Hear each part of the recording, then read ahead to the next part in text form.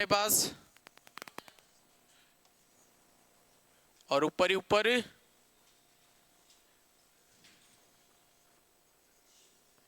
हिमाचल प्रदेश तो स्टेट था, जम्मू एंड कश्मीर। ठीक है, देखो सबसे पहले पहले अगर अपन बात करते हैं हिमालय की, तो हिमालय के बारे में मैंने तुम्हें बताया था कि काराकोरम माउंटेन रेंज है एक, क्या है, काराकोरम माउंटेन रेंज, जो ट्रांस हिमालय का हिस्सा होती है।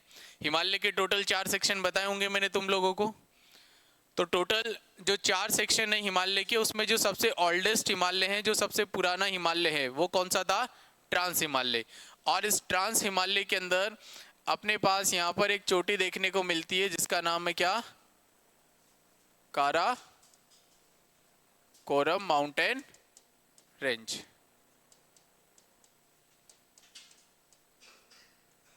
काराकोरम पर्वत श्रेणी। और इसी काराकोरम पर्वत श्रेणी की सबसे ऊंची जो चोटी है वो कौन सी है बेटा, K2 है। कौन सी है, K2। तो हम लोग कंसिडर कर सकते हैं, दोनों फॉर्मेट में क्वेश्चन पूछा जा सकता है, काराकोरम माउंटेन रेंज भी और काराकोरम माउंटेन रेंज की हाईएस्ट पीक भी। फिर अपन बात करते हैं, यहाँ उत्तराखंड के अंदर कुछ पहाड़ियां बनी हुई हैं, यूके,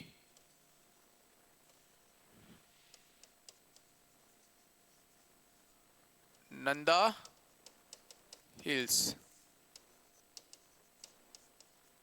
नंदा पहाड़िया, कामेत,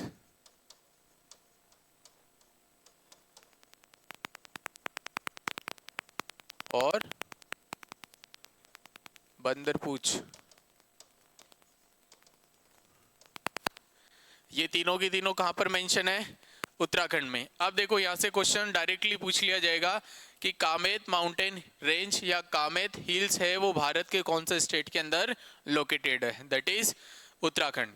उत्तराखंड के अंदर 3 तुम्हें मेनली याद रखना है, एक कौन सा हो जाएगा, Nanda hills, Nanda mountain range भी है, नंदा हिल्स भी है, कामेत माउंटेन रेंज भी है और कामेत हिल्स भी है। वैसे अपन बात करते हैं तो बंदरपूछ भी एक माउंटेन रेंज है, एक पूरा का पूरा माउंटेन बना हुआ है, और यहाँ पर छोटी छोटी क्या बनी हुई, इसकी हिल्स बनी हुई है। तो ये तीनों के तीनों मेंशन करेंगे अपन कहाँ पर है, उत्तराखंड में। वही अपन बात करते हैं बेटा फिर राजस्थान की। तो राजस्थान के अंदर अपन कंसिडर करेंगे किसको, गुरु शिखर को।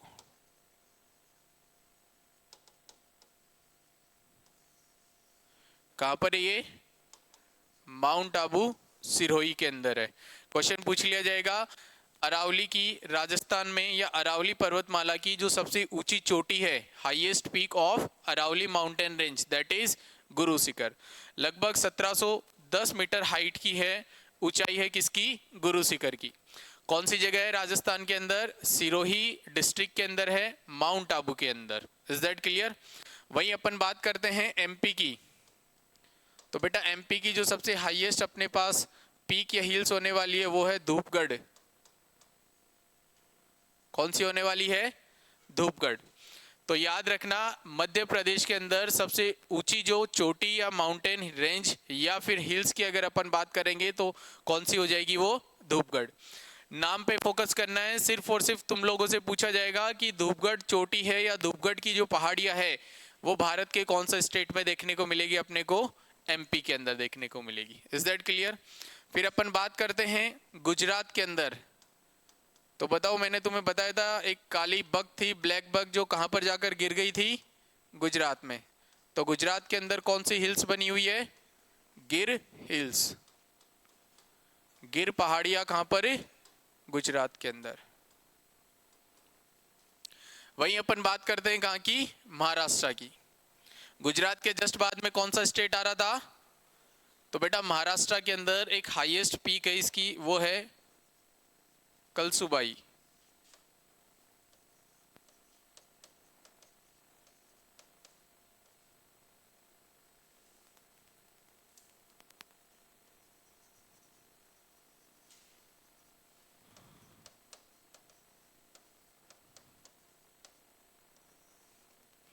और याद रखना महाराष्ट्र के अंदर जितनी भी पहाड़ी है उनको बोला जाता है सिहाद्री। क्या बोला जाता है, सिहाद्री महाराष्ट्र के अंदर जो पूरे के पूरे माउंटेन रेंज है, और याद रखना यहीं से स्टार्ट होता है तुम्हारा वेस्टर्न घाट यानी पश्चिमी घाट। तो दोनों तरफ से क्वेश्चंस पूछे गए हैं तुमसे। क्वेश्चन पूछ लिया जाएगा कि पश्चिमी घाट में महाराष्ट्र की जो पहाड़ियां है उनको किस नाम से जाना जाता है? सिहाद्री। बोलो यस या नो। या डायरेक्टली पूछ लिया जाएगा महाराष्ट्र की जो पहाड़ियां या सिहाद्री जो पहाड़ियां है वो भारत के कौन से स्टेट के अंदर देखने को मिलेगी हमें? महाराष्ट्र के अंदर।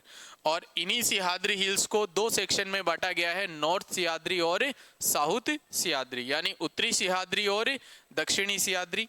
और इन्हीं पूरी की पूरी सिहाद्री की जो सबसे हाईएस्ट पीक होने वाली है वो कौन सी होने वाली है? कलसुबाई होने वाली है। Is that clear? फिर अपन बात करते हैं केरल की। यहां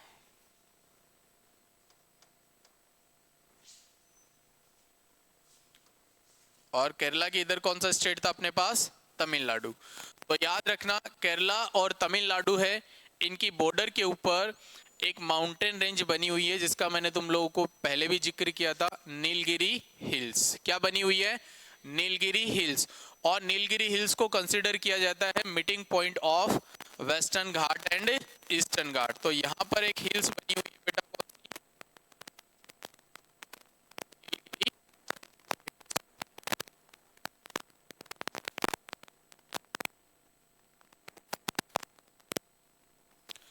और क्वेश्चन अगर पूछ लिया जाए कि नीलगिरी हिल्स भारत के कौन सा स्टेट के अंदर है, तो याद रखना तमिलनाडु और केरला दोनों की किस पे है?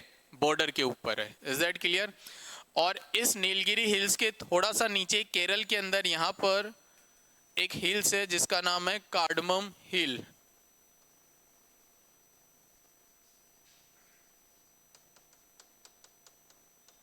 कार्डमम हिल्स को बोला जाता है बेटा इलायची की पहाड़ियां। वो कौन से स्टेट को बोला जाता है? केरल को। मसालों की जो रानी है वो कौन सा स्टेट कहलाती है? केरला कहलाती है। और मसालों में जो सबसे कॉस्टली है अपने पास वो बेटा कौन सा होने वाला है? इलायची कार्डमम। तो याद रखना इस नीलगिरी हिल्स के जस्ट नीचे की तरफ ही हमें कौन सी हिल्स दिखाई देती है? कार्डमम हिल्स यानी इलायची की पहाड़ियां। Is that clear? फिर अपन बात करते हैं इधर की तरफ, यह है अरुणाचल प्रदेश। और अरुणाचल प्रदेश के अंदर है एक एड तुम लोगों ने देखा होगा, मिस मी गाना आता है एक, आगे नहीं बोलूंगा मैं। तो याद रखना जो मिस मी पहाड़ियां है वो कौन से स्टेट के अंदर देखने को मिलता है अपने को? अरुणाचल प्रदेश के अंदर। यहीं एक और हिल्स हमें देखने को मिलती है, पटकाई बूम हिल्स।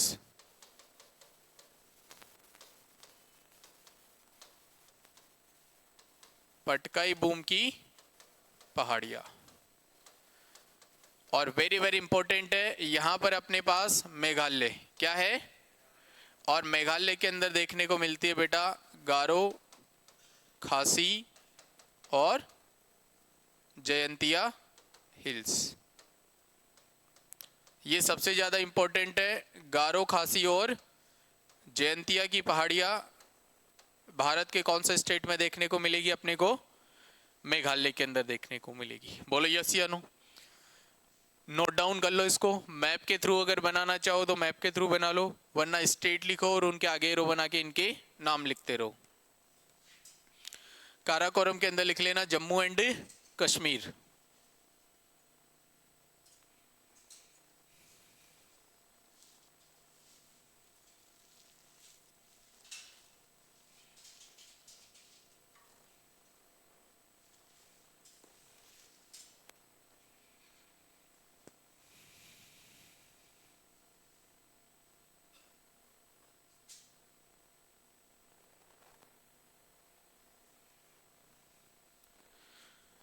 या उत्तराखंड के नीचे एक छोटा सा पॉइंट और देखोगे, दिल्ली। और दिल्ली के अंदर है बेटा रायसीना हिल्स।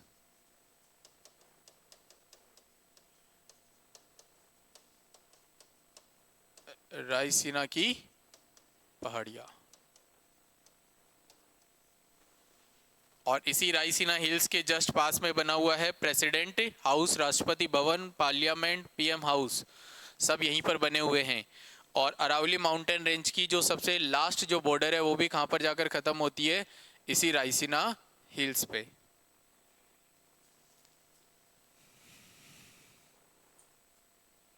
राजस्थान का गुरु शिखर है माउंट आबू। गुजरात का है गिर पहाड़िया।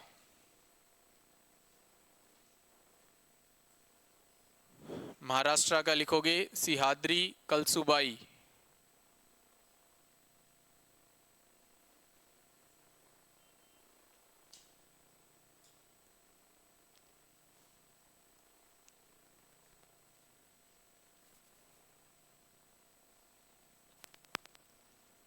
नीलगिरी पहाड़ी लिख लेना, केरला एंड तमिलनाडु की बॉर्डर पे।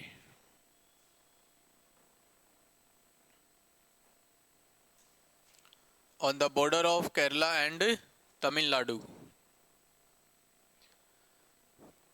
हाँ, सिहाद्री, महाराष्ट्र के जितने भी माउंटेन हैं उनको किस नाम से जाना जाता है, सिहाद्री के नाम से। और वहां पर पीक भी है और हिल्स भी बनी हुई है, कौन सी, कलसुबाई, जो महाराष्ट्र की सबसे हाईएस्ट है।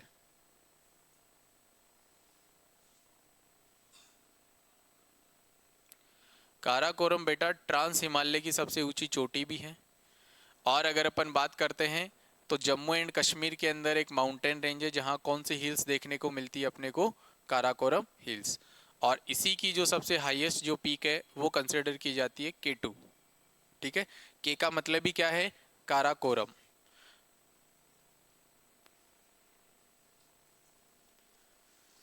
नंदा हिल्स, कामेत और बंदरपूछ तीनों लिख लेना, कहां पर है, उत्तराखंड के अंदर।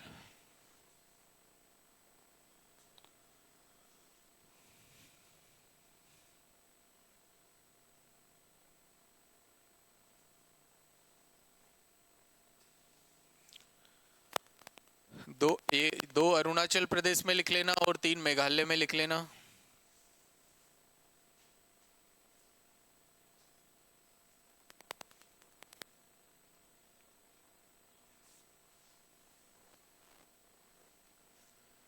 छोटी छोटी हिल्स भारत के हर एक स्टेट में बनी हुई है, बट अपन कंसिडर कर रहे हैं किसको, मेजर हिल्स को। एक झारखंड के अंदर पढ़ेंगे अपन, मानसून पढ़ा दिया था ना मैंने तुम लोगों को।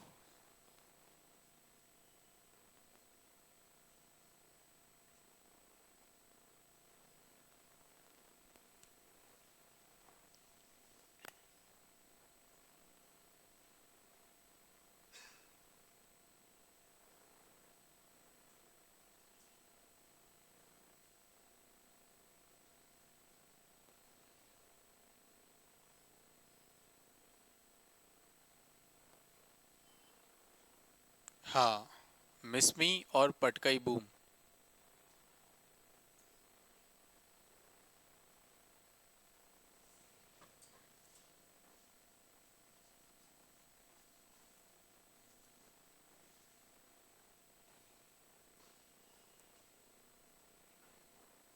एमपी के अंदर है धूपगढ़।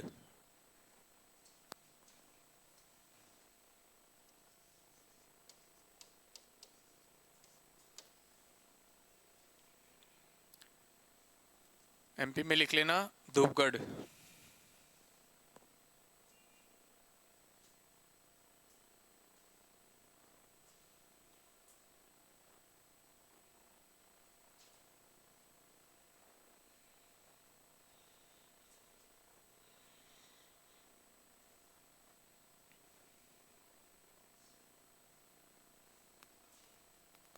उत्तराखंड में 3 है, नंदा, कामेत और बंदरपूछ।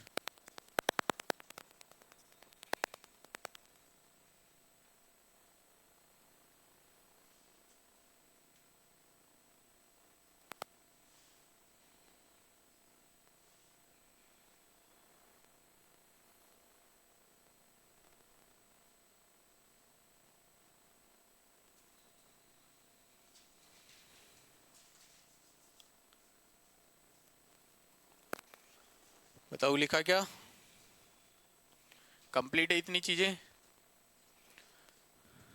रायसीना हिल्स बेटा दिल्ली के अंदर है। यहाँ झारखंड के अंदर लिखोगे राजनाथ की पहाड़ियाँ।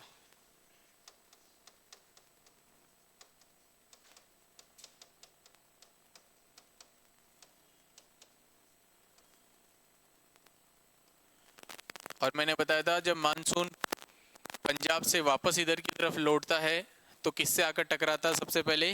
इसी राजनाथ की पहाड़ियों से। और इसी से टकराने के बाद में जो मानसून है वो इधर आता है पश्चिम बंगाल, उड़ीसा, आंध्र प्रदेश और तमिलनाडु।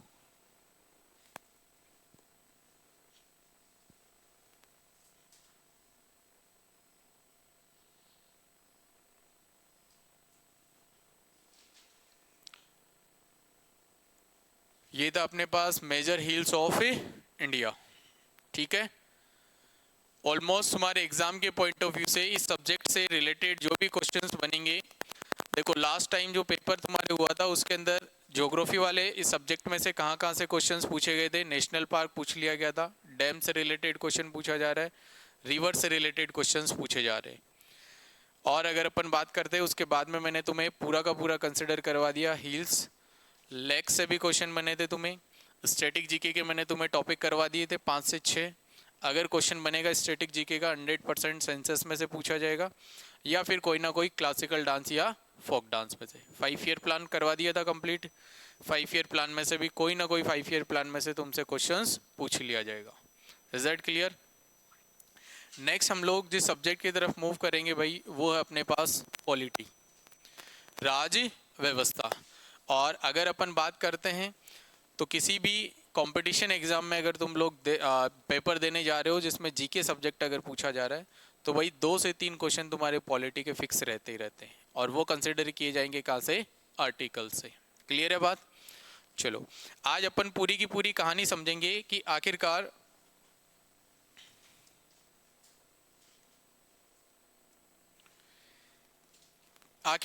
ये जो कॉन्स्टिट्यूशन जो शब्द है वो हमारे देश के अंदर लागू कैसे हुआ है, किसके द्वारा लागू किया गया है, क्यों इसकी जरूरत पड़ी है। ठीक है, एक पूरी की पूरी कहानी सुनाऊंगा और वो कहानी तुम्हारे माइंड के अंदर समझ में आनी जरूरी है, तभी जाकर इस पूरे के पूरे सब्जेक्ट को तुम लोग समझ पाओगे।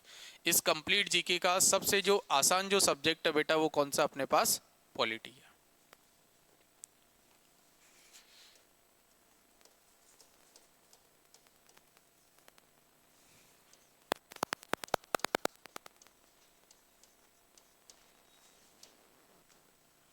देखो शब्द का मतलब समझना, राज व्यवस्था, एक ऐसा अरेंजमेंट करना जहां पर हम लोग किसी के ऊपर क्या कर सके? राज कर सके। अंग्रेजों ने क्या एक ऐसा सिस्टम डेवलप किया था क्या कि वो हम भारतीयों के ऊपर क्या करके चले गए हैं? राज करके चले गए हैं।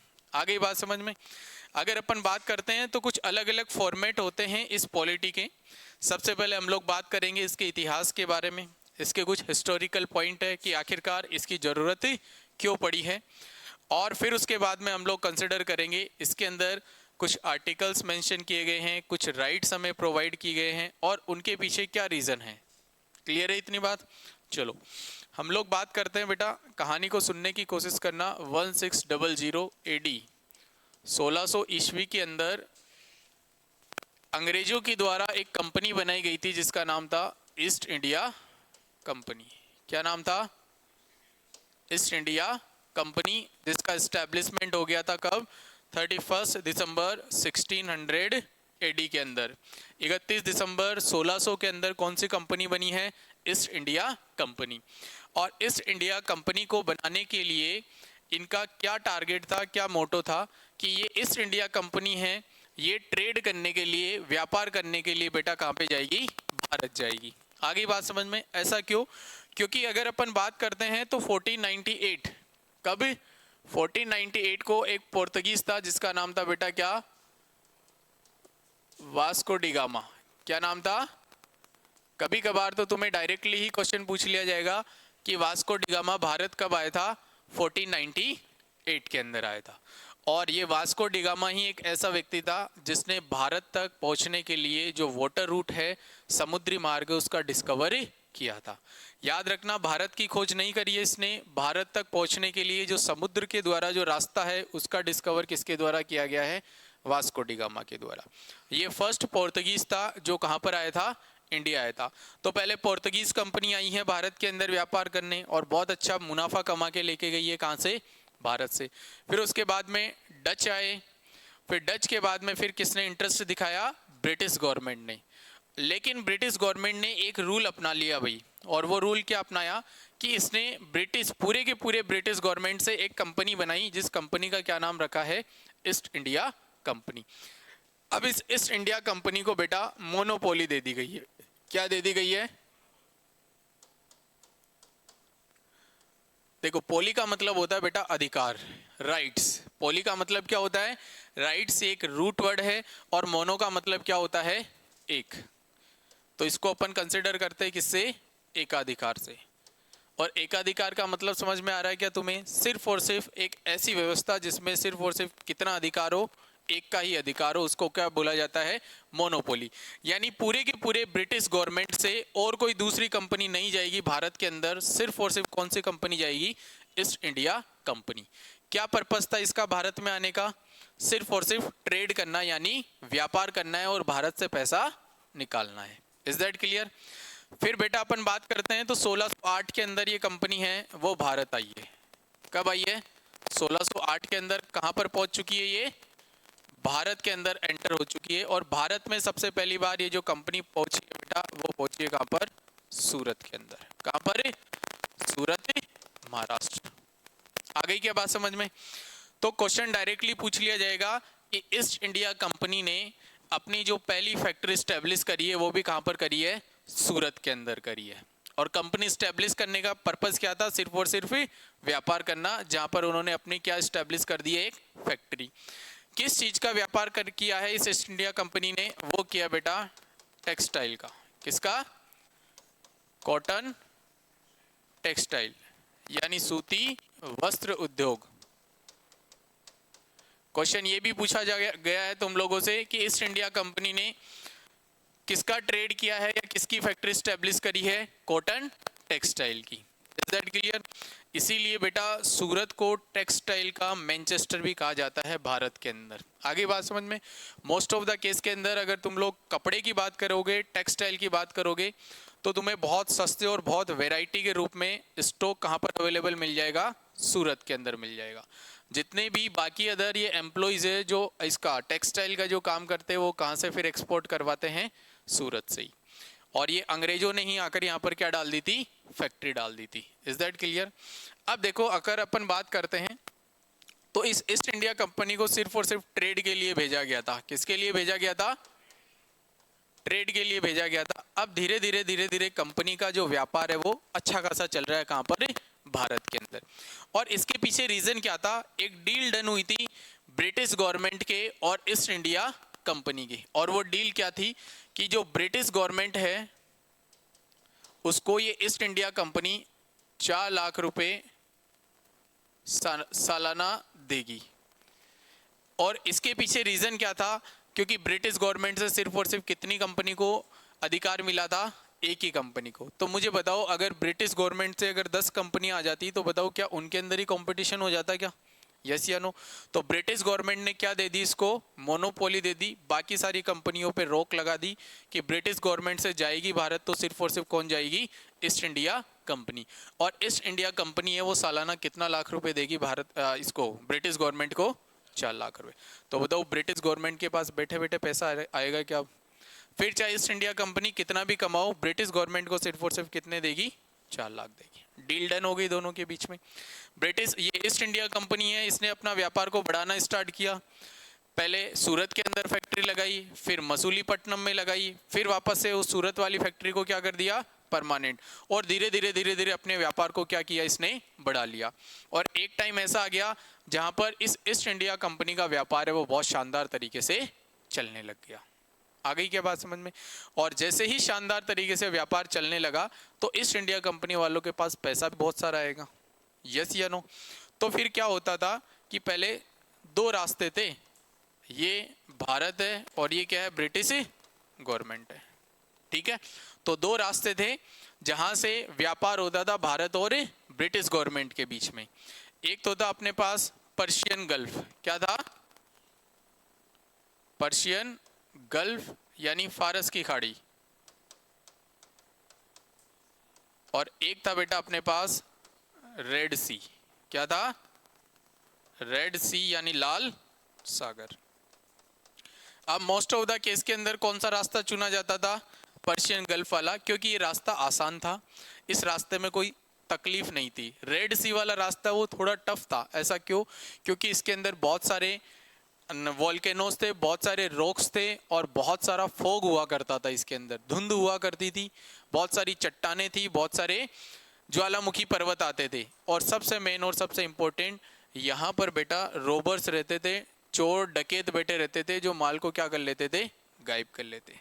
देवरा मूवी देखी होगी तुम लोगों ने, जहाँ पानी के अंदर ही वो क्या कर लेते थे? उस माल को पूरा का पूरा गायब कर देते थे। तो बहुत कम बार ऐसा होता था जहाँ कभी भी कोई व्यापार या कोई भी पैसों की लेन देन हो तो रेड सी वाला रास्ता उनको चूज करना पड़े। वो हमेशा कौन सा रास्ता करते थे? Persian gulf. लेकिन फिर जैसे जैसे टर्की था, टर्की ने अपना एम्पायर बढ़ाया, अपना साम्राज्य बढ़ाया, तो टर्की वालों ने इस रास्ते के ऊपर क्या लगा दी? रोक लगा दी। क्या लगा दी? रोक। अब बताओ सिर्फ और सिर्फ रास्ता कौन सा बचा है? रेड सी वाला। आ गई क्या बात समझ में? तो कहीं ना कहीं एक बार की क्या बात हुई है कि ईस्ट इंडिया कंपनी ने पैसा भेजा कहां पर? ब्रिटिश गवर्नमेंट के पास। कहां पर भेजा पैसा? ब्रिटिश गवर्नमेंट के पास। क्या 4 लाख रुपए ईस्ट इंडिया कंपनी के खाते से निकल गए क्या? यस या नो? और यहां पर ये पैसा किसके पास जाना था? ब्रिटिश। लेकिन ये 4 लाख रुपया ब्रिटिश गवर्नमेंट तक नहीं पहुंचा और ये 4 लाख रुपए बीच में क्या हो गए? गायब हो गए। तो मुझे बताओ, क्या दोनों के बीच में मिसअंडरस्टैंडिंग हो गई है क्या? ईस्ट इंडिया वाले ने क्या सोचा कि ब्रिटिश गवर्नमेंट ने पैसा भी ले लिया और हमें बदनाम भी कर दिया कि हमारे पास पैसा आया ही नहीं। और ब्रिटिश गवर्नमेंट ने क्या सोचा कि ईस्ट इंडिया कंपनी ने पैसा भी रख लिया और हमें बदनाम कर दिया, या अपने आप को शरीफ बना लिया कि हमने तो पैसा भेज दिया। और इसी मिसअंडरस्टैंडिंग की वजह से बेटा भारत के अंदर बैंकिंग सिस्टम है ना, वो स्टैब्लिश किया गया। क्या किया गया? भारत में बैंकिंग सिस्टम स्टैब्लिश किया गया कि ब्रिटिश गवर्नमेंट ने ये सोचा कि एक बार तो हो गया जो हो गया धोखा, आगे से कभी ये धोखा होए नहीं। तो फिर ब्रिटिश गवर्नमेंट ने ये बोला ईस्ट इंडिया कंपनी को कि तुम्हारा जो पैसा है वो तुम्हारा पैसा तुम भारत के अंदर ही क्या करो? स्टोर करके रखो। आगे बात समझ में? फिर कोई भी एक आएगा ब्रिटिश गवर्नमेंट से और वो पैसा लेके चला जाएगा। Is that clear? फिर धीरे धीरे बैंक एस्टेब्लिश कर लिया किसने? ईस्ट इंडिया कंपनी ने। फिर एक टाइम ऐसा आया जहां ईस्ट इंडिया कंपनी का प्रभाव बहुत ज्यादा बढ़ गया था हमारे भारत के अंदर, और बच्चे बच्चे के मुंह पे नाम था किसका? ईस्ट इंडिया कंपनी का। भाई जो कंपनी ग्रो करेगी उसके बारे में सबको पता होगा, और जो जैसे ग्रो करेगी उसके पास पैसा भी उतना ही ज्यादा आने वाला है। Is that clear? फिर देखो क्या बात हुई है कि उस समय मराठाओं के साथ युद्ध लड़े किसने? ईस्ट इंडिया कंपनी ने। और 2 बैटल हुए हैं किस किस के बीच में? ईस्ट इंडिया कंपनी और मराठाओं के बीच में। वेरी वेरी इंपॉर्टेंट है। एक हुआ है 1757 में, बैटल ऑफ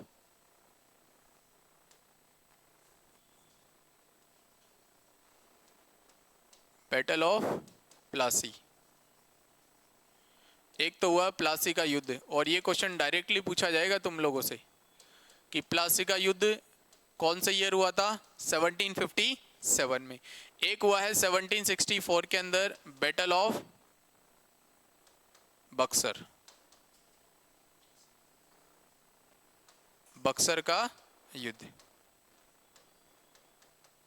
ये 2 बैटल हुए हैं किस किस के बीच में? मराठा और ईस्ट इंडिया कंपनी के बीच में। जैसे ही ये बैटल हुए हैं और इन दोनों ही बैटल के अंदर जीत किसकी हो गई है? ईस्ट इंडिया कंपनी की हो गई है। किसकी हो गई है? ईस्ट इंडिया कंपनी की।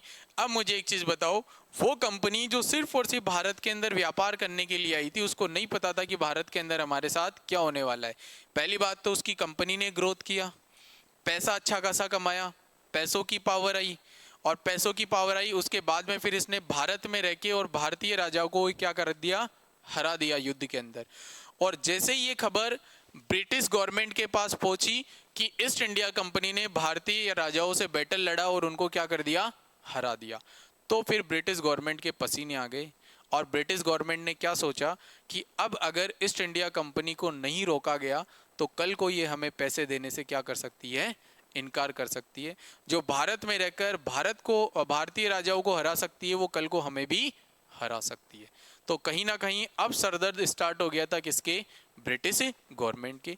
और ब्रिटिश गवर्नमेंट एक मौका ढूंढ रही थी कि वो एक मौका मेरे को दे दिया जाए जहां से मैं इस ईस्ट इंडिया कंपनी की नस पकड़ लूं। लेकिन तुमने सुना होगा, होई है वही जो राम रची राखा। सब कुछ चीजें पहले से ही फिक्स थी। आ रही बात समझ में? तुम्हारे लाइफ के अंदर भी होता है ऐसा कि हर कोई चीज है वो पहले से ही क्या होती है? फिक्स। हमें तो सिर्फ और सिर्फ वहां तक पहुंचाया जाता है किसी प्रोसेस के द्वारा।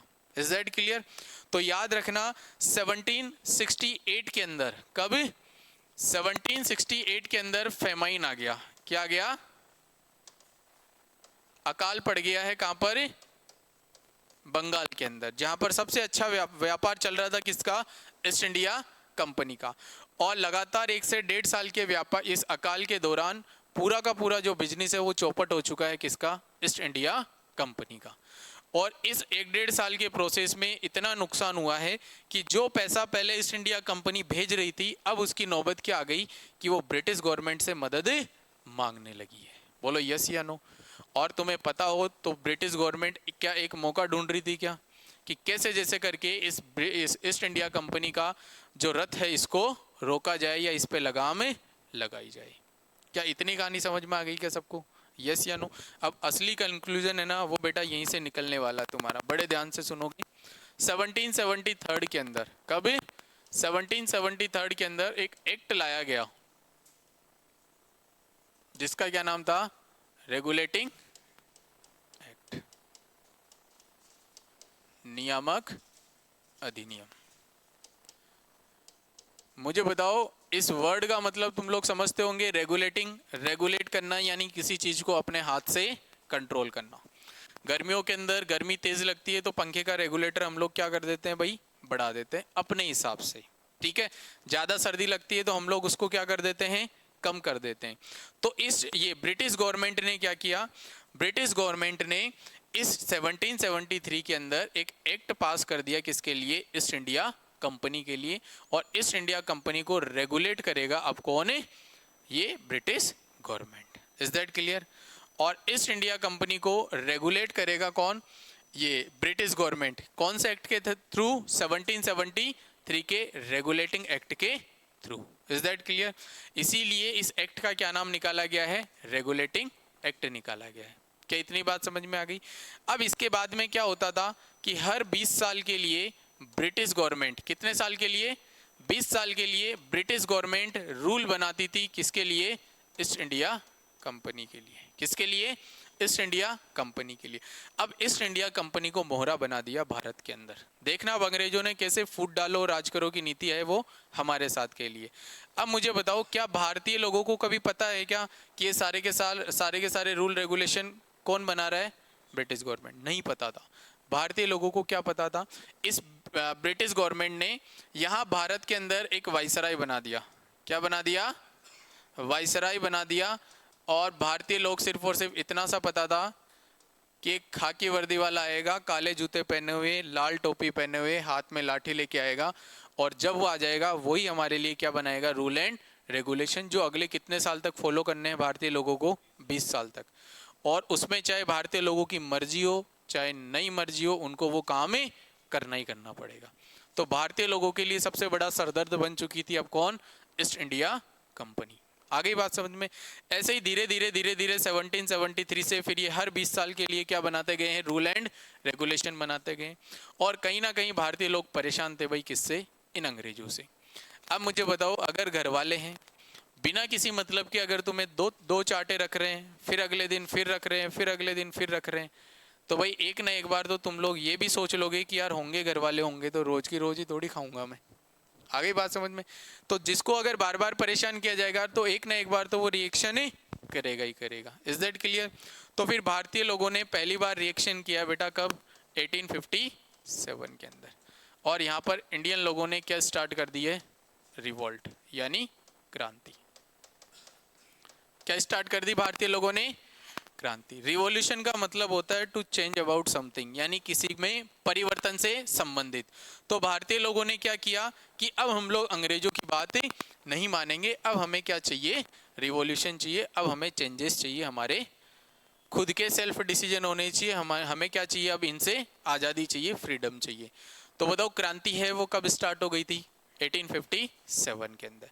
और यहाँ पर भारतीय लोगों ने, जो रिवॉल्यूशनरी थे, जो क्रांतिकारी थे, उन्होंने अपनी जान तक दे दी इस देश भूमि के लिए, लेकिन अंग्रेजों से पीछा नहीं हटाया। आगे बात समझ में? भगत सिंह थे वो फांसी पे चढ़ गए।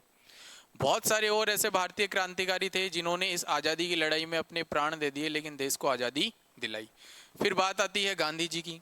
फिर गांधी जी ने नेशनल मूवमेंट चला लिया, और नेशनल मूवमेंट के थ्रू फिर धीरे धीरे लोगों को क्या दिलाई है? फिर भारत को आज़ादी दिलाई है। Is that clear? अब याद रखना, एक छोटा सा सेक्शन बताता हूं मैं। डॉक्टर भीमराव अंबेडकर जी, और ऐसी पर्सनैलिटी हर देशवासी को मिलनी चाहिए भाई। बाबा साहब है भारत के अंदर सबसे ज़्यादा पढ़े लिखे हैं, लगभग 32 प्रोफेशनल डिग्रियां हैं इनके पास। और कहीं ना कहीं हमारे इस इंडियन कॉन्स्टिट्यूशन को बनाने का सबसे जो मेजर जो श्रेय दिया जाता है, वो भी किसको दिया जाता है? भीमराव अंबेडकर जी को। अब अपन बात करते हैं कि आखिरकार कॉन्स्टिट्यूशन है वो कैसे बना है। सबसे पहले हम लोग बात करते हैं कि भारत को क्या चाहिए थी भाई? आज़ादी चाहिए थी। क्या चाहिए थी भारत को? आज़ादी। और आज़ादी के लिए भारतीय लोगों ने क्या सोचा कि एक बार हम लोग अंग्रेजों से क्या हो, सबसे पहले आज़ाद हो। और अंग्रेजों से जैसे आज़ाद होंगे तो फिर ऐसे रूल्स एंड रेगुलेशन बना देंगे कि कोई दूसरा जो देश है वो हमारे ऊपर क्या नहीं कर पाएगा? राज नहीं कर पाएगा। आ गई बात समझ में? इसीलिए इंडियन लोगों ने किसका बनाने का डिमांड कर दिया है? कॉन्स्टिट्यूशन बनाने का। किसका? कॉन्स्टिट्यूशन। कोई ब्रिटिश गवर्नमेंट के ऊपर जाके राज नहीं क्यों नहीं कर सकता था? क्योंकि वहां का क्या बना हुआ था? कॉन्स्टिट्यूशन बना हुआ था। आ गई क्या बात समझ में? तो फिर याद रखना, पहली बार भारतीय लोगों ने कॉन्स्टिट्यूशन की डिमांड करी। किसकी डिमांड करी? कॉन्स्टिट्यूशन की। और वो कब करी है? 1934 के अंदर। एक व्यक्ति था, कौन सा? एम.एन. रॉय। और इस एम.एन. रॉय ने, ये फर्स्ट ऐसा पर्सन था जिसने किसकी डिमांड करी है? कॉन्स्टिट्यूशन की, कि हम भारतीय लोगों के लिए क्या होना चाहिए? एक कॉन्स्टिट्यूशन होना चाहिए। अब एक टर्म लिख रहा हूं मैं तुम्हारे सामने, constitution.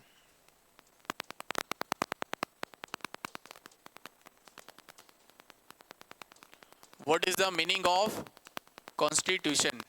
Constitution means, constitution is a legal document. संविधान है ये एक कानूनी दस्तावेज है। क्या है? एक कानूनी दस्तावेज। जैसे अगर मैं बात करता हूं, तुम लोग अब तक जितनी भी क्लास के अंदर पढ़े हो, हर क्लास का पेपर तुमने क्या किया होगा? फाइट किया होगा। उसकी मार्कशीट तुम्हें मिली होगी, तो और तुम्हारे सारे के सारे क्या होंगे? डॉक्यूमेंट्स होंगे। क्या वो लीगल डॉक्यूमेंट्स है? क्या तुम्हारी कल को तुम्हारी कहीं भी जॉब लग जाएगी तो तुम्हारे क्या वेरीफाई होगा? डॉक्यूमेंट वेरीफाई होंगे कि क्या वास्तव में ये यहाँ तक पहुँचा है, क्या ये वास्तव में वेरीफाई लायक है या नहीं, इसके पास लीगल डॉक्यूमेंट्स है या नहीं है। Is that clear? तो कॉन्स्टिट्यूशन का मतलब ही क्या होता है? Constitution is a legal document. अब ये कॉन्स्टिट्यूशन मान लो बना तो दिया गया, लेकिन कॉन्स्टिट्यूशन को फिर अप्लाई भी तो किया जाता है। यस या नो? मान लो मैंने नियम कानून बना दिए मेरे, ठीक है। अब ये मेरे नियम कानून है, मैं किसके ऊपर फॉलो करूंगा भाई? कोई ना कोई तो ऐसा होना चाहिए जिसके ऊपर मैं इन नियम कानून को क्या कर सकूं? फॉलो कर सकूं। तो याद रखना, ये जो कॉन्स्टिट्यूशन है, इस कॉन्स्टिट्यूशन को अप्लाई करने के लिए सबसे पहले हमारे पास किसका होना जरूरी है? एक कंट्री का होना जरूरी है। किसका होना जरूरी है? कंट्री का होना जरूरी है। एक देश भाई, किसी ना किसी देश का क्या बनाया जाएगा? संविधान बनाया जाएगा। Is that clear? तो कॉन्स्टिट्यूशन को अप्लाई करने के लिए सबसे पहले क्या होना चाहिए? कंट्री होनी चाहिए। और इस कंट्री के अंदर कोई ना कोई क्या होनी चाहिए बेटा? गवर्नमेंट होनी चाहिए। क्या होनी चाहिए? कोई ना कोई गवर्नमेंट होनी चाहिए। और ये जो गवर्नमेंट है वही इस पूरे के पूरे देश में रहने वाले लोगों पे क्या करेगी? गवर्नेंस करेगी। क्या करेगी? गवर्नेंस करेगी, यानी शासन करने वाली है। अब इस मुद्दे को समझने की कोशिश करना। बताओ हमारे देश का क्या नाम है बेटा? और हमारे देश की सरकार का क्या नाम है? भारत सरकार।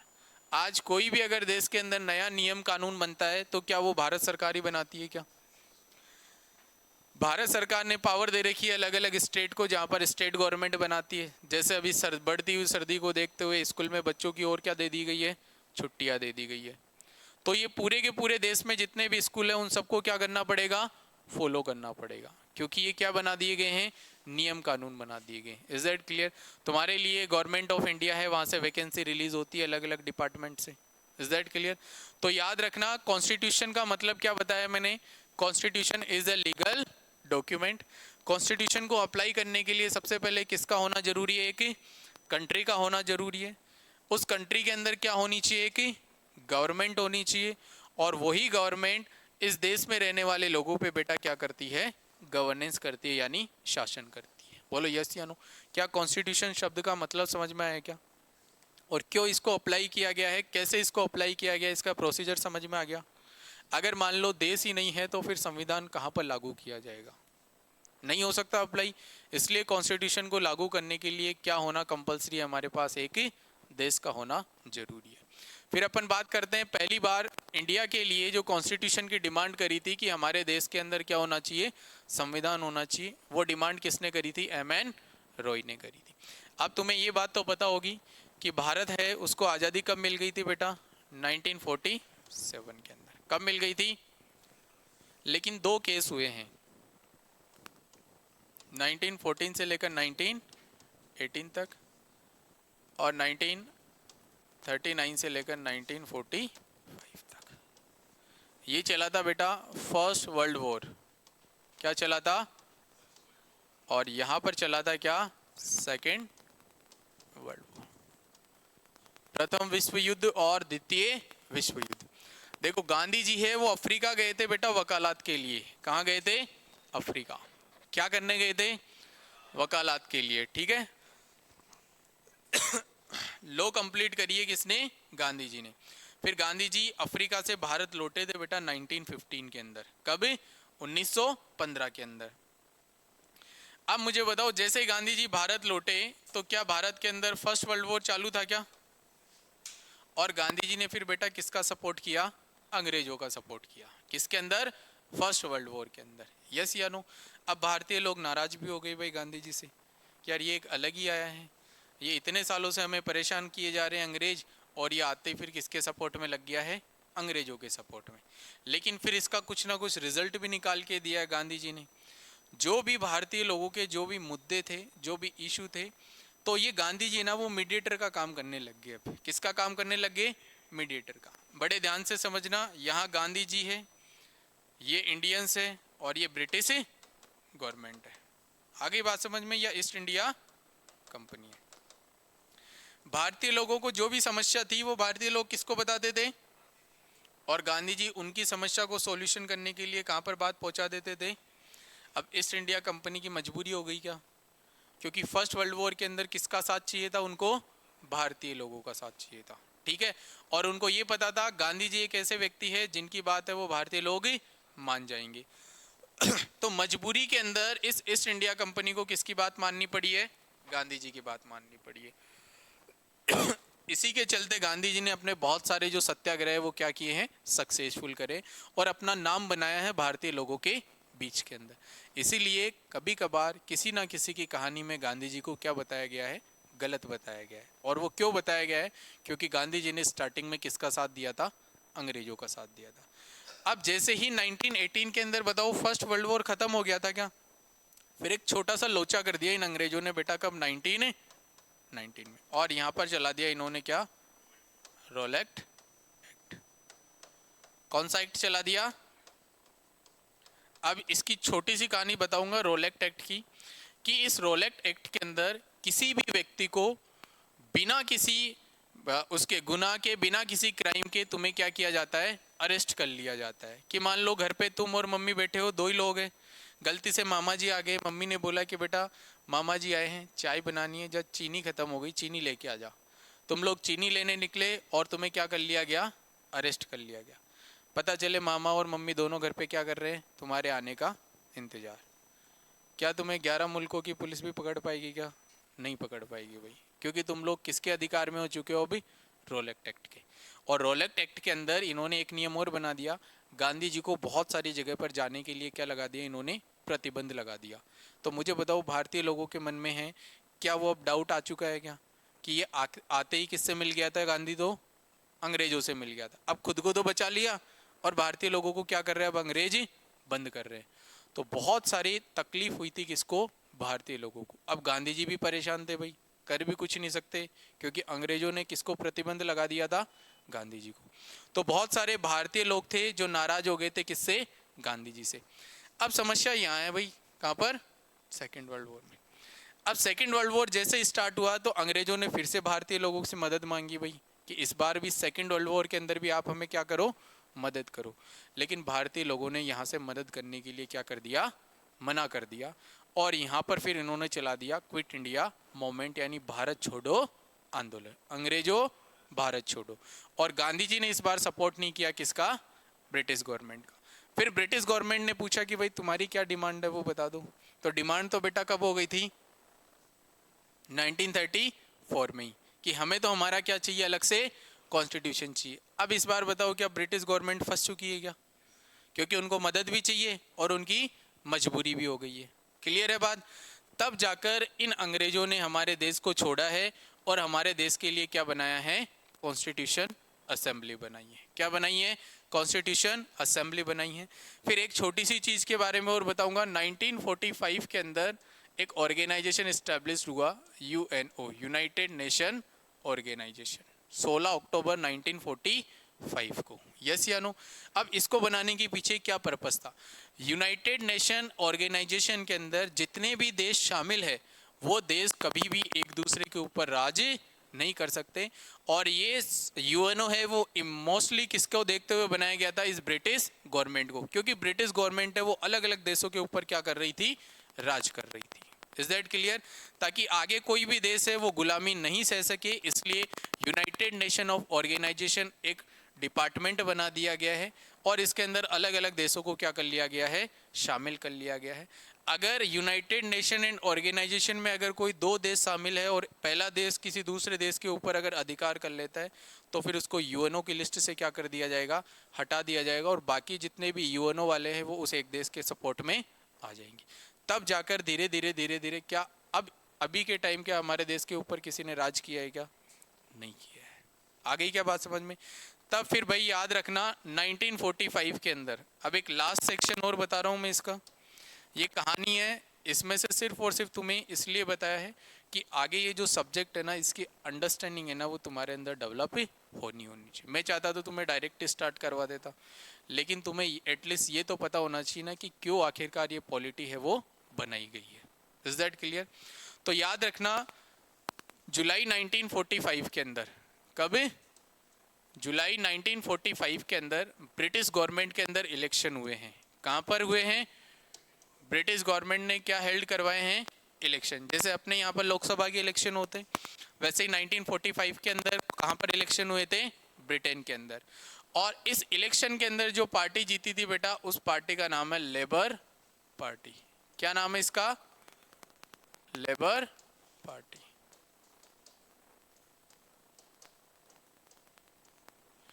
और याद रखना ये जो लेबर पार्टी है ये जीत गई थी। जैसे अपने बीजेपी और कांग्रेस होता है, कोई ना कोई एक पार्टी जीतेगी, वैसे ही उस टाइम 1945 के अंदर ब्रिटिश गवर्नमेंट में जो पार्टी बनी थी वो पार्टी कौन सी थी, लेबर पार्टी।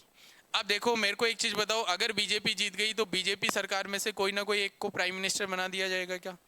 वैसे ये जो लेबर पार्टी, इस लेबर पार्टी में से किसी ना किसी एक को क्या बना दिया, प्राइम मिनिस्टर। और ये जो प्राइम मिनिस्टर था वो था बेटा क्लीमेंट एटली। कौन था, क्लीमेंट एटली की सरकार बन गई थी। अब मुझे बताओ क्या प्रधानमंत्री कभी कार्य करता है क्या अपना, नहीं। अब मैं बताऊंगा कि भारत ने ये चीजें कहाँ से सीखी है। ये सारी की सारी ब्रिटिश गवर्नमेंट दे के गई है अपने को। ये जो कॉन्स्टिट्यूशन है, जो पार्लियामेंट है, वो किसकी देन है, इन अंग्रेजों की देन है। अंग्रेजों ने भले ही 347 साल तक हमें हमारे ऊपर राज किया है, लेकिन अब लाइफ टाइम के लिए हमें क्या दे दिया गया है, फ्रीडम दे दी गई है। और कहीं ना कहीं हमारे कॉन्स्टिट्यूशन को बनाने में सबसे ज़्यादा जो योगदान दिया है वो भी किन्होंने दिया है, इन्हीं अंग्रेजों ने दिया है। आ गई क्या बात समझ में। अब देखो यहाँ पर क्या सिस्टम था कि ये जो एटली है ना ये तो हेड था भाई, क्या था, हेड, यानी प्राइम मिनिस्टर। प्राइम का मतलब क्या होता है, प्रधान, सभी मंत्रियों में से सबसे ऊंचा। अब इसने क्या बना रखा था, अपने नीचे बहुत सारे मेंबर ऐड कर रखे थे और उस पूरे के पूरे मंडल को नाम दिया गया था बेटा कैबिनेट। क्या नाम दिया था, कैबिनेट। तो याद रखना अभी भारत के अंदर भी कैबिनेट आता है। जैसे ही अभी सरकार बनी थी 2024 में, तो मंत्रिमंडल 3.0 आ गया था, यस या नो? यानी मोदी जी ने पहले एक बार कैबिनेट बनाया, फिर दोबारा कैबिनेट बनाया, और तीसरी बार जीतने के बाद तीसरी बार क्या बना दिया उन्होंने? कैबिनेट बना दिया। Is that clear? कैबिनेट के इस कैबिनेट का मतलब है इसके अंदर अलग अलग मिनिस्ट्री वाले क्या आ जाएंगे? मंत्री आ जाएंगे, जो काम करके किसको देंगे? प्रधानमंत्री को देंगे। बोलो यस या नो? तो याद रखना इस इटली ने इस अपने कैबिनेट से 3 लोगों को भारत भेजा है। कितने लोगों को भारत भेजा है? 3। अब कहानी स्टार्ट होती है प्रॉपर, जहां से पेपर में तुमसे क्वेश्चन पूछे जाएंगे, यस या नो?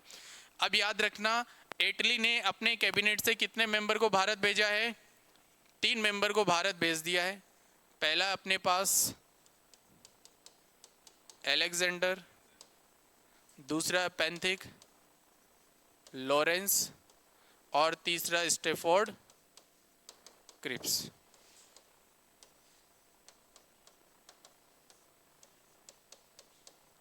ये लॉरेंस बिश्नोई नहीं है भाई। अब क्वेश्चन डायरेक्टली पता कैसे पूछा जाएगा कि कैबिनेट मिशन के अंदर कितने सदस्यों को भारत भेजा गया था? बताओ टोटल कितने मेंबर थे? 3। क्वेश्चन ऐसे भी पूछ लिया जाएगा कि कौन सा ऐसा व्यक्ति है जो कैबिनेट के अंदर शामिल था? तो बताओ 4 ऑप्शन में से एक नाम तुम्हें कौन सा मिल जाएगा? इन तीनों में से मिल जाएगा। क्वेश्चन ऐसे भी पूछा जा सकता है कि कौन सा मेंबर है जो कैबिनेट मिशन का मेंबर नहीं था? 3 ये नाम दे दिया जाएगा और एक अलग से नाम दे दिया जाएगा। Is that clear? अभी मैं बोल दूं राहुल गांधी यहाँ पर, तो बताओ राहुल गांधी क्या इंक्लूड था? क्या नहीं था? वो पैदा ही नहीं हुआ था भाई, कहाँ से इंक्लूड होगा? आ गई क्या बात समझ में? अब देखो ये जो तीनों मेंबर है इनको कहां पर भेजा गया था? भारत। और ये बेटा भारत है वो कब पहुंच गए थे? 24 मार्च 1946।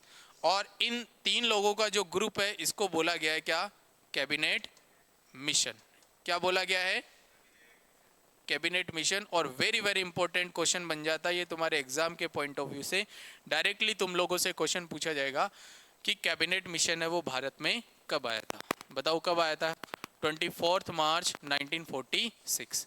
क्या पर्पस था इसका? इसका पर्पस था भारत के अंदर कॉन्स्टिट्यूशन असेंबली को बनाना, कि संविधान सभा बनेगी कहां पर? भारत के अंदर। बोलो यस या नो? क्या इतनी बात समझ में आ गई क्या? सारी चीजें लिखवा दूंगा मैं तुम्हें सिस्टमेटिक तरीके से, अभी सिर्फ और सिर्फ तुम लोग सुनते जाओ। आज की पूरी क्लास में मैं तुम्हें सिर्फ और सिर्फ कहानी बताऊंगा, जिससे नेक्स्ट क्लास के अंदर तुम लोग जैसे बैठोगे इस पूरे के पूरे सब्जेक्ट की तुम्हें बेसिक इन्फॉर्मेशन है वो पता होनी चाहिए। अब जैसे मान लो कि कभी भी अगर मेरे मुंह से एक शब्द निकला कि बेटा कैबिनेट, तो बताओ क्या ये पूरी की पूरी कहानी है, पिक्चर है, वो तुम्हारे माइंड के अंदर आ जाएगी क्या? कि अच्छा कैबिनेट तो किसने भेजा था? इटली ने भेजा था। कितने मेंबर थे उसमें? 3 थे। अलेक्जेंडर था, पेंथिक लॉरेंस था, और स्टेफोर्ड क्रिप्स था। और वो भारत कब आ गया था? 24 मार्च 1946 के। और भारत में आने के बाद बेटा जो कॉन्स्टिट्यूशन असेंबली है, संविधान सभा है, उसको बनाने का कार्यक्रम भी किसने चालू करा? इन्हीं तीनों लोगों ने। Is that clear? इसीलिए याद रखना जो कैबिनेट जो अपन बनाते हैं अभी, वो कौन से देश से एडोप्ट किया अपन ने? ब्रिटिश गवर्नमेंट से, यानी ब्रिटेन से। इज दैट क्लियर है? अगर क्वेश्चन ये पूछ लिया जाए कि कैबिनेट टर्म है वो इंडिया ने कौन से देश से एडॉप्ट किया है, दैट इज यूके। अब इधर समझना, ये जो 3 लोग हैं, ये तीनों लोग मिलकर और भारत के अंदर क्या बनाएंगे? अब कॉन्स्टिट्यूशन असेंबली, यानी संविधान सभा। अब देखना कैसे इन्होंने माइंड लगाया है। अब मुझे बताओ क्या सारे के सारे भारतीय लोग हैं? उनको तो शामिल कर नहीं सकते भाई कॉन्स्टिट्यूशन बनाने के अंदर। तो इन्होंने हर एक जगह से एक इम्पोर्टेंट लोगों को क्या किया है? चूज करा है कि जो व्यक्ति वास्तव में इस भारत के आंदोलन में अब तक जिनने बढ़ चढ़ के भाग लिया है, जिनका नाम सबसे ज़्यादा फेम में आ रहा था, उन सभी मेंबर को क्या किया इन्होंने? इंक्लूड करा है। और पूरे के पूरे भारत के अंदर इन्होंने बेटा कितने मेंबर को इंक्लूड किया है? 389। It is a very very important digit. Question पूछ लिया जाएगा कॉन्स्टिट्यूशन असेंबली के अंदर कुल कितने सदस्य थे? Total member of which is include in constitution assembly, that is 389। बोलो यस या नो? कि पूरे के पूरे भारत का कॉन्स्टिट्यूशन असेंबली बनाने के लिए पूरे के पूरे भारत में से सिर्फ और सिर्फ कितने मेंबर को चूज करा इन्होंने? 389। अब देखो मैं इसको एक छोटे से लॉजिक से कनेक्ट करवाऊंगा। मुझे बताओ क्या अपने घर के अंदर शादी होती है क्या? और जब भी शादी होती है तो मुझे बताओ कि जो बड़े बड़े जो लोग हैं क्या उनका एक मंडल बन जाता है क्या? उनकी कमेटी बन जाती है? फूफा जी आ जाते हैं, मामा जी आ जाते हैं, चाचा आ जाते हैं, ताऊ आ जाते हैं, यस या नो? क्या वो अपने से कोई चीज़ डिस्कस करते हैं क्या? नहीं करते। अपने को तो सिर्फ और सिर्फ क्या बोलेंगे कि बेटा वो चीज़ लाना रे। आ गई क्या बात समझ में? यानी अपने से क्या करवाएंगे वो काम। और पूरा का पूरा जो पैटर्न जो सेट करने का जो काम रहता है वो किन का रहता है? इन लोगों का रहता है। Is that clear? वैसे ही पूरे के पूरे भारत के अंदर टोटल कितने मेंबर को चूज कर लिया गया? 389। क्या ये 389 मेंबर ही पूरे के पूरे भारतीय लोगों को काम करवाएंगे क्या? यस या नो? अब याद रखना ये 389 है वो कहाँ कहाँ से चूज किए गए हैं। 93 है वो तो लिए गए बेटा कहाँ से? Princely state. इनको बोला जाता है बेटा रजवाड़े, या इनको बोला जाता है बेटा क्या? देसी रियासतें। इनका मतलब क्या है भाई? भारत के अंदर बहुत सारे ऐसे स्टेट्स थे जहां पर राजाओं का अधिकार था। किसका अधिकार था? और जहां पर राजा का अधिकार है वहां बेटा किसी का कॉन्स्टिट्यूशन नहीं चलता सिवाय राजा की। आ गई क्या बात समझ में? जैसे तुमने देखा होगा मेवाड़ का राजा अलग था, मारवाड़ का अलग था, इधर हाड़ौती का अलग था अपने पास, इधर अपन बात करते हैं तो ढूंढाड़ी है वहाँ का राजा क्या था? अलग। वैसे अपन बात करते हैं ये राजस्थान की बात है, जम्मू कश्मीर का राजा अलग था। और अगर अपन बात करते हैं तो एमपी का अलग था, मराठाए अलग थे भाई साउथ के अंदर। तो कहीं ना कहीं बहुत सारे ऐसे लोग थे जहाँ पर राजाओं का अधिकार था। और ऐसा स्टेट जहाँ राजाओं का अधिकार है उसको किस नाम से जाना जाता है? Princely state. अब मुझे बताओ कॉन्स्टिट्यूशन जब बनाया जाएगा तो वो तो क्या पूरे के पूरे देश के ऊपर ही लागू होगा क्या? फिर उसमें कौन राजा और कौन फकीर? वहाँ तो पूरे के पूरे सिर्फ और सिर्फ कौन कहलाएंगे? इंडियंस कहलाएंगे। आ गई क्या बात समझ में? तो हर एक व्यक्ति के ऊपर वो नियम और कानून को क्या किया जाएगा? लागू किया जाएगा।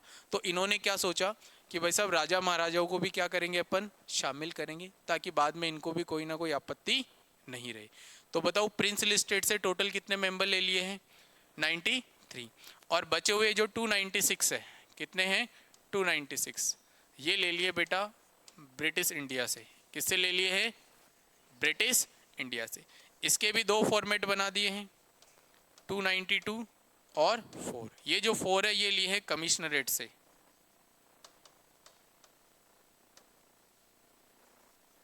कहां से ले लिए हैं? कमिश्नरेट यानी प्रशासनिक, जहां पर कमिश्नरेट एरिया से टोटल कितने मेंबर को चूज करा है? 4। ये एक पूरा का पूरा फिक्स पैटर्न होता है, ठीक है, कि इन 3 मेंबर ने कैबिनेट जो मिशन जिसको अपन ने नाम दिया है, इन 3 मेंबर ने पूरे के पूरे भारत में से कितने मेंबर को चूज करा है? 389। और लगभग भारत के हर जगह से इन्होंने किसको चूज कर लिया? मेंबर्स को चूज कर लिया। और फिर इन्होंने अलग अलग क्या बना दी बेटा? कमेटी बना दी। क्या बना दी? कमेटी। टोटल 21 कमेटियां बना दी इन्होंने। कितनी कमेटी बना दी? 21। जैसे अब इधर समझना कि मान लो फादर है, मामा है, चाचा है, ताऊ है, फूफा है, सबको अलग अलग डिपार्टमेंट दे दिया जाता है। लो साहब फादर है, ये पैसों का बैग है, लेनी देनी जो भी है वो कौन संभालेंगे? पापा संभालेंगे। अपन बात करते हैं मामा है, ये बारात का काम संभालेंगे। चाचा है वो हलवाई का काम संभालेंगे। ताऊ है वो बाकी और अदर मैनेजमेंट देखेंगे। फूफा जी है जिनको खाने वाने के लिए बैठा दिया जाता है। आगे बात समझ में? तो मुझे बताओ पूरी की पूरी होगी तो शादी, लेकिन डिपार्टमेंट तो बांट दिए अलग अलग। वैसे ही पूरा का पूरा इंडिया का बनेगा तो क्या? Constitution assembly. लेकिन इन पूरे 389 मेंबर को अलग अलग कितनी कमेटीज के अंदर डिवाइड कर दिया? 21 के अंदर। कितने में? 21 कमेटीज के अंदर डिवाइड कर दिया। और उनका अपना अपना अलग अलग क्या संभाल दिया उनको? डिपार्टमेंट, कि आप लोगों को ये काम करना, आप लोगों को ये काम करना है। तो इसी के अंदर एक कमेटी आती है बेटा जिसका नाम है ड्राफ्टिंग कमेटी। क्या नाम है? Drafting committee. इसका नाम है प्रारूप समिति। क्या नाम है? अब मुझे बताओ किसी भी चीज का ड्राफ्ट बनाया जाएगा क्या सबसे पहले? यस या नो? आर्किटेक्चर आता है और घर का क्या बना के चल जाता है, वो ड्राफ्ट बना के चल जाता है, नक्शा बना के चल जाएगा कि भाई साहब आपका घर ऐसा ऐसा बन जाएगा। वैसे याद रखना ये जो ड्राफ्टिंग कमेटी है इसके जो हेड बनाए गए थे वो बनाए गए थे डॉक्टर भीमराव अंबेडकर जी को। तो क्वेश्चन पूछ लिया जाएगा, who is the president of drafting committee? जो प्रारूप समिति है उसका अध्यक्ष किसको बनाया गया था? डॉक्टर भीमराव अंबेडकर जी को। क्या काम था इस ड्राफ्टिंग कमेटी का? पूरे के पूरे कॉन्स्टिट्यूशन को इन्होंने अपने हाथों से लिखा है। किससे लिखा है? हाथों से। टोटल 251 पेज का कॉन्स्टिट्यूशन बना हुआ है। कितने पेज का लिखा हुआ है कॉन्स्टिट्यूशन? 251 पेज का। और याद रखना उस समय जो कॉन्स्टिट्यूशन लिखा हुआ था वो आज भी हमारे देश के अंदर ग्वालियर के अंदर एक लाइब्रेरी बनी हुई है बेटा, सेंट्रल लाइब्रेरी। और उस सेंट्रल लाइब्रेरी में वो कॉन्स्टिट्यूशन आज भी एज इट इज ऐसा का ऐसा रखा हुआ। अगर तुम लोग कभी जाओ तो वहाँ पर देख सकते हो किसको? इंडियन कॉन्स्टिट्यूशन को। टोटल कितने पेज में लिखा गया था ये? 251 पेज के अंदर। आ गई बात समझ में?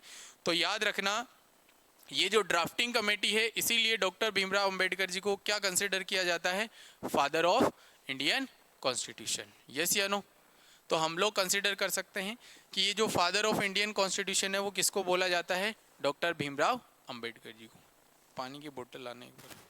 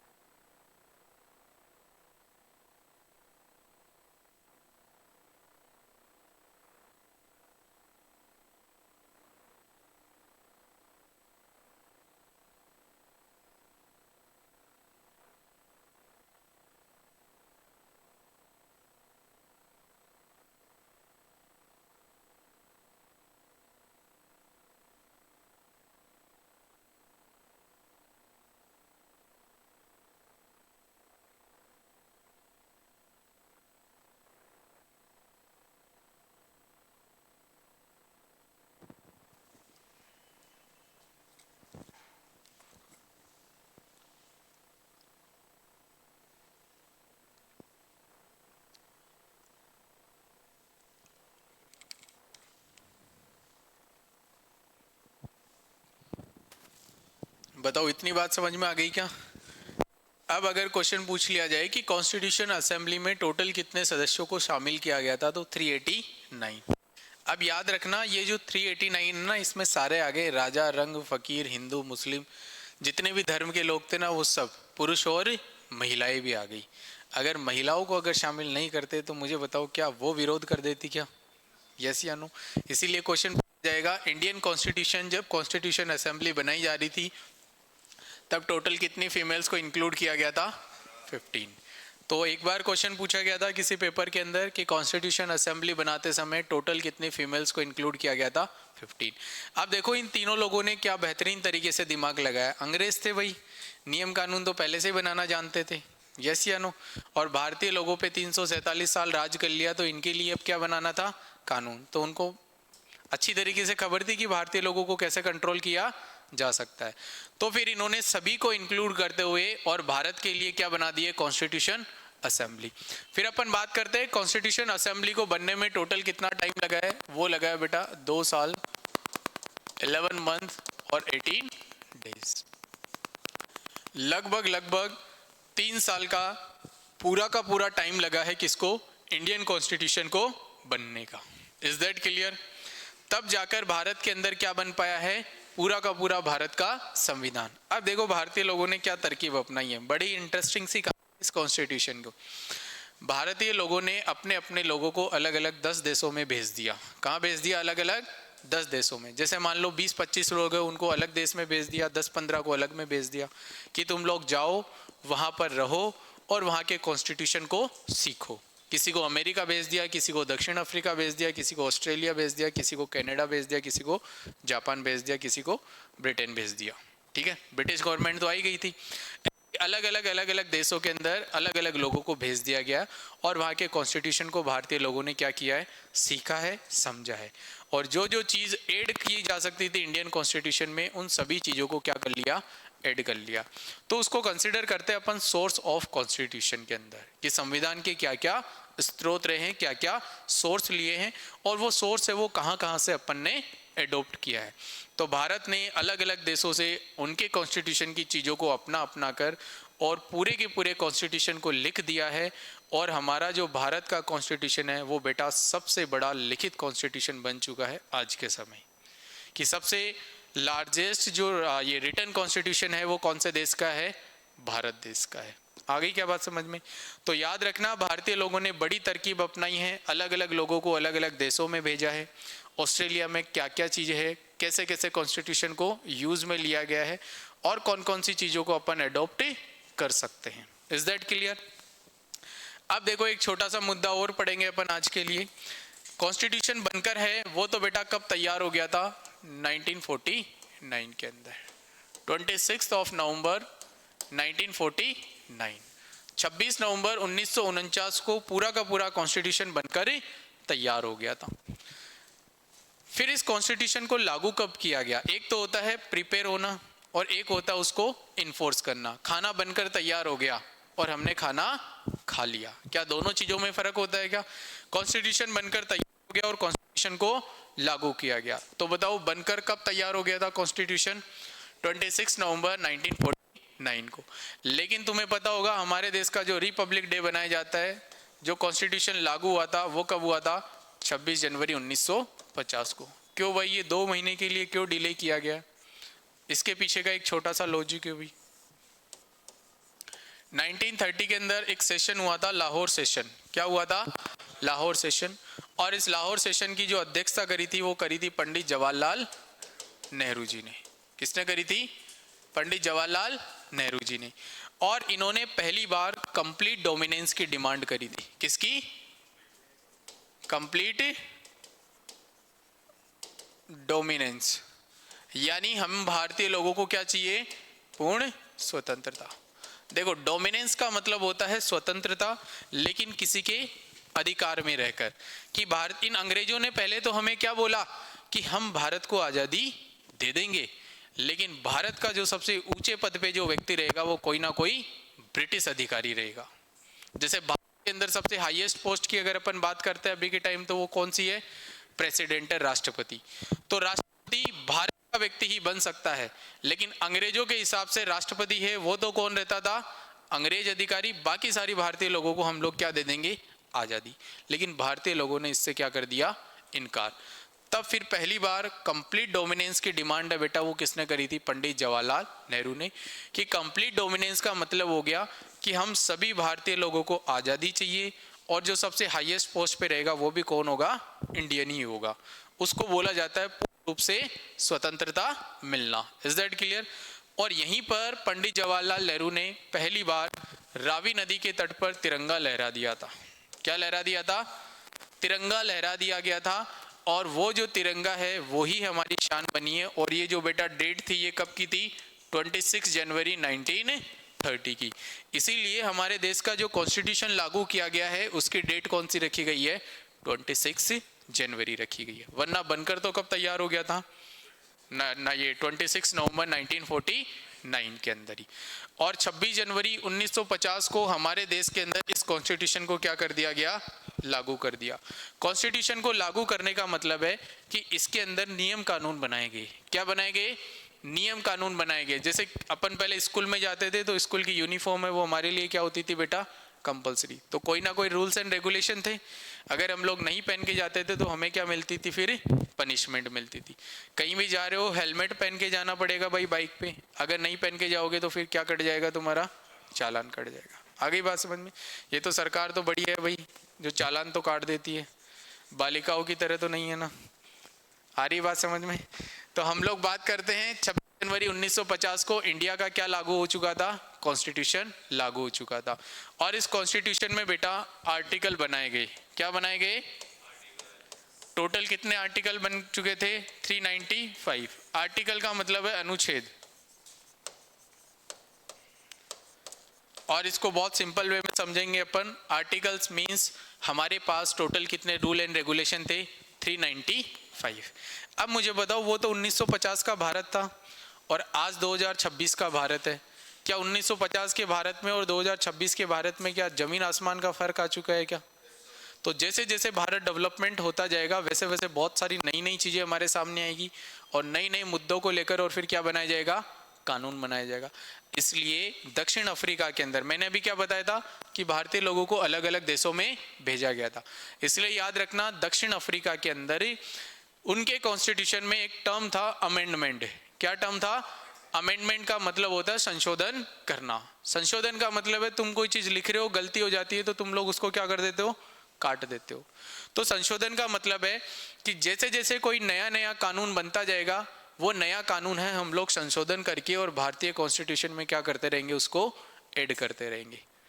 भाई अगर शादी की बात करते हैं, मान लो सब्जी के अंदर दाल बनी है, मेंबर ज्यादा आ गए और दाल कम पड़ गई, तो गर्म पानी करके दाल के अंदर पानी मिला देते हैं क्या अपन? यानी हमने क्या कर दिया, उसके अंदर संशोधन कर दिया है। कम नहीं पड़नी चाहिए, लेकिन आगे बात समझ में। तो वैसे ही अगर इंडियन कॉन्स्टिट्यूशन में कोई भी अगर नया नियम कानून बनेगा तो मुझे बताओ क्या उसको संशोधन कर लिया जाएगा क्या?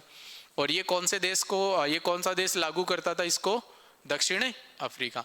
तो कई बार तो तुमसे क्वेश्चन पूछ लिया जाएगा डायरेक्टली कि ये जो अमेंडमेंट का जो प्रोसेस है वो कौन से देश से अडॉप्ट किया था इंडिया ने? साउथ अफ्रीका से। Is that clear? तो टोटल कितने नियम कानून बन चुके थे? 395। इन 395 के कितने पार्ट बनाए गए? टोटल 22। यानी इनको अलग अलग पार्ट में डिवाइड कर दिया, 1 से लेकर 4 तक एक अलग पार्ट बना दिया, 4 से 11 अलग, 12 से 35 अलग, 36 से 51 अलग, 52 से 151 तक ही अलग। ऐसे टोटल 395 रूल एंड रेगुलेशन को कितने पार्ट में डिवाइड कर दिया गया है? 22 के अंदर। फिर तुमने देखा होगा एक स्केड्यूल बना दी इन्होंने। क्या बना दी? स्केड्यूल बना दी। और टोटल स्केड्यूल है वो स्टार्टिंग में कितनी? 8। फिर उसमें 4 और ऐड कर दी गई है और टोटल कितनी हो चुकी है अभी? 12। स्केड्यूल का मतलब है जैसे तुम लोग अपना टाइम टेबल बनाते हो कि सुबह 8 से लेकर 10 बजे तक तो मुझे इंग्लिश ही पढ़नी है। अब इंग्लिश के अंदर पढ़ना क्या क्या है वो तुम्हारी मर्जी है, लेकिन स्केड्यूल में क्या है? 8 से 10 तक ही इंग्लिश है। आ गई क्या बात समझ में? वैसे ही पूरे के पूरे कॉन्स्टिट्यूशन का जो स्केड्यूल है उसके अंदर कितनी लिस्ट को इंक्लूड किया गया है? टोटल 12 को। अब ये डेटा है ना वो डायरेक्टली तुम लोगों से पूछ लिया जाता है कि इंडियन कॉन्स्टिट्यूशन में टोटल नंबर ऑफ आर्टिकल्स है उनकी संख्या कितनी है? बताओ कितनी होने वाली है? 395। टोटल इंडियन कॉन्स्टिट्यूशन में कितने पार्ट है? 22। टोटल नंबर ऑफ स्केड्यूल है इंडियन कॉन्स्टिट्यूशन में। ओरिजिनल कॉन्स्टिट्यूशन का मतलब होता है 26 जनवरी 1950। उस टाइम कितनी स्केड्यूल थी? 8। और फिर बाद में अमेंडमेंट किया गया है और अमेंडमेंट करके और कितने स्केड्यूल को ऐड कर दिया गया? 4। और अभी प्रेजेंट टाइम में बेटा टोटल कितने स्केड्यूल है अपने पास? 12 स्केड्यूल्स है। Is that clear? क्या इतनी बात समझ में आ गई क्या? चलो फिर आज की सभा को यहीं समाप्त करते हैं और फिर हम लोग पढ़ेंगे इसको नेक्स्ट क्लास के अंदर। नेक्स्ट क्लास के अंदर अब तुम लोगों को लिखवाया जाएगा क्या? पॉलिटी।